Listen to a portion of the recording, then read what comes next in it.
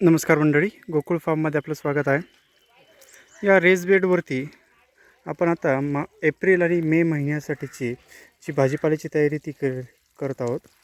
आणि दररोज तीन ते चार बेड आपल्याला फक्त बनवायचे असतात, जेणेकरून रोटेशन पद्धतीने भाजीपाला हा कंटिन्यू इकडून तिकडे असं चालू राहील आणि आपल्याला प्रत्येक आठवड्यात भाजीपाला भेटेल. तर आपण या बेडवरती, जो हा बेड आहे याच्यावरती आपण खाली पालेभाज्या लावतो ह्या ज्या बेडवरती. त्याच्यानंतर हे जे तार दिसत आहे याच्यापर्यंत येण्यासाठी जी कारल्या किंवा आपण काकडी वगैरे आहेत ते लावतो. आणि वरती जाण्यासाठी आपण इथे गिलके, दोडके, भोपळा वगैरे लावतो. तर आता सध्या आपण या बेडवरती पोकळ्याची पेरणी केली आहे.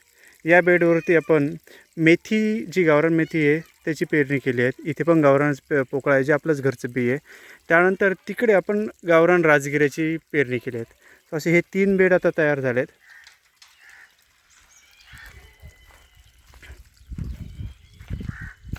त्यांना ठिबकने पाणी देण्याचं चालू आहे. आणि त्याचनंतर मग उद्या आणि परवा आपण हे इकडच्या बेडची तयारी करणार आहोत. मग या बेडमध्ये आपल्याला पुन्हा आणखी ज्या दुसऱ्या पालेभाज्या आहेत त्या लावायच्यात आणि नंतर इथे मध्ये आपल्याला कारले लावायचे आहेत. तुमचं काही सजेशन असेल तर नक्की तुमचं स्वागत आहे. धन्यवाद.